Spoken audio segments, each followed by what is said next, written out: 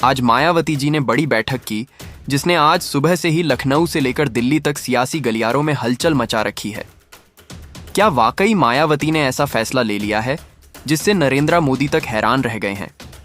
क्या ये सिर्फ एक बैठक थी या आने वाले समय में राजनीति का पूरा खेल पलटने वाली चाल?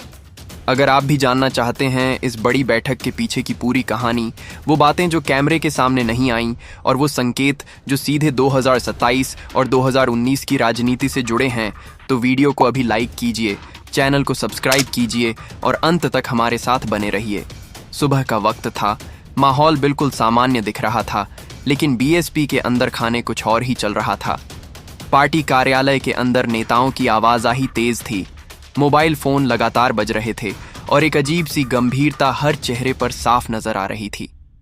ये कोई रूटीन मीटिंग नहीं थी, न ही सिर्फ औपचारिक बातचीत। ये वो बैठक थी जिसमें आने वाले सालों की रणनीति, सत्ता की दिशा और विपक्ष की नींव तक हिलाने वाले फैसलों पर मंथन होना था। मायावती ने इस बैठक में जिस तरह की चुप्पी और गंभीरता के साथ बात रखी, उसने पुराने नेताओं तक को सोचने पर मजबूर कर दिया कि अब खेल बदलने वाला है। बैठक की शुरुआत संगठन की रिपोर्ट से हुई, लेकिन जल्दी ही चर्चा असली मुद्दों पर आ गई। मायावती ने साफ कहा कि अब केवल बयानबाजी और चुनाव के समय सक्रिय होने से काम नहीं चलेगा। उन्होंने ये भी कहा कि जो लोग सिर्फ नाम के लिए पद पर हैं, लेकिन जमीन पर काम नहीं कर रहे, उनके लिए पार्टी में आगे कोई जगह नहीं बचेगी। ये शब्द जितने सीधे थे, उतने ही भारी भी। कमरे में बैठे कई नेताओं को समझ आ गया कि आने वाले दिनों में पार्टी के अंदर बड़ा फेरबदल तय है। इसके बाद बात आई बहुजन समाज की, उस वोट बैंक की जो कभी बीएसपी की सबसे बड़ी ताकत हुआ करता था। मायावती ने कहा कि समाज के बीच दूरी बढ़ी है और इस दूरी को खत्म करना अब सबसे पहली प्राथमिकता है। गांव, कस्बे, छोटे शहर, हर जगह फिर से उसी अंदाज में जाना होगा जैसे पार्टी के शुरुआती दौर में जाया जाता था। ये सिर्फ चुनाव जीतने की बात नहीं थी, बल्कि खोए हुए भरोसे को वापस लाने की रणनीति थी। बैठक में एक अहम मोड़ तब आया जब राष्ट्रीय राजनीति की बात छेड़ी गई, बिना किसी का नाम लिए, लेकिन इशारों में यह साफ कर दिया गया कि केंद्र की सत्ता को हल्के में लेना अब गलती होगी। मायावती ने कहा कि जो लोग ये मान बैठे हैं कि कुछ दल खत्म हो चुके हैं, उन्हें जल्द ही बड़ा झटका लग सकता है।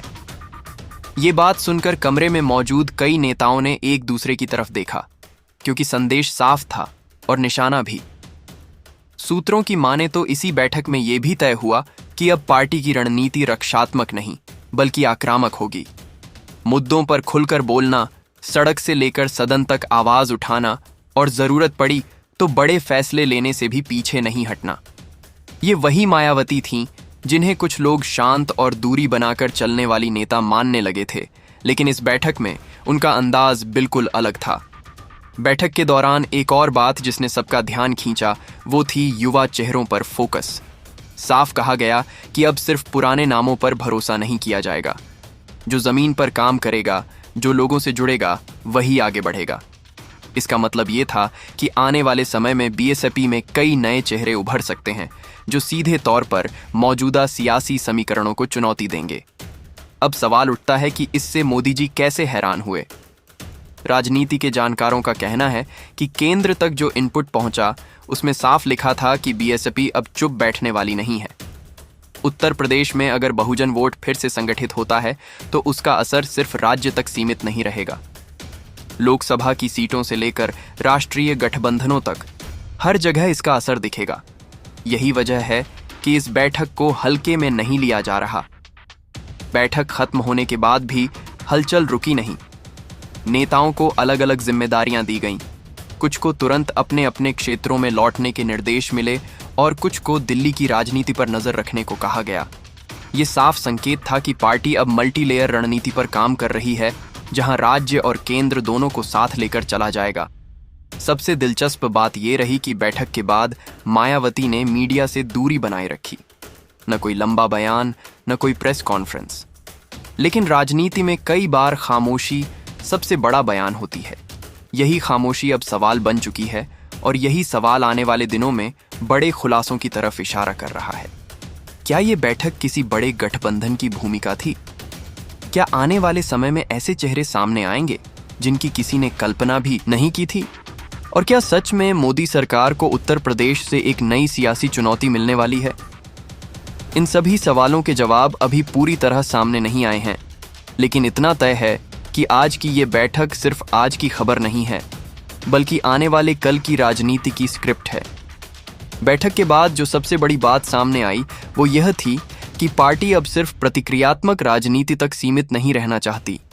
अंदर खाने साफ निर्देश दिए गए कि अब हर मुद्दे पर समय रहते स्टैंड लिया जाएगा, चाहे वो सामाजिक न्याय का सवाल हो, आरक्षण का मामला हो या फिर केंद्र और राज्य सरकारों की नीतियों से जुड़ा कोई बड़ा विषय। कई नेताओं को यह भी कहा गया कि अब सोशल मीडिया से लेकर जमीनी सभाओं तक हर प्लेटफॉर्म पर पार्टी की मौजूदगी साफ दिखनी चाहिए। खामोशी की रणनीति अब इतिहास बनने वाली है। सूत्र बताते हैं कि इस बैठक में पुराने चुनावी आंकड़ों को भी बारीकी से खंगाला गया। किन इलाकों में पार्टी कमजोर पड़ी, कहां वोट ट्रांसफर ठीक से नहीं हो पाया और किन वर्गों से संवाद टूट गया, इन सब पर खुलकर चर्चा हुई।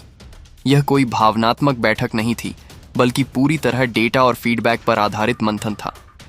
यही वजह है कि कई फैसले बेहद सख्त नजर आए। कुछ नेताओं को साफ शब्दों में कहा गया कि अगर अगली रिपोर्ट में सुधार नहीं दिखा तो जिम्मेदारी किसी और को दी जाएगी। एक अहम चर्चा दलित युवाओं और पढ़े लिखे वर्ग को लेकर भी हुई। यह माना गया कि बीते कुछ सालों में यह वर्ग धीरे धीरे दूसरी विचारधाराओं की तरफ आकर्षित हुआ है।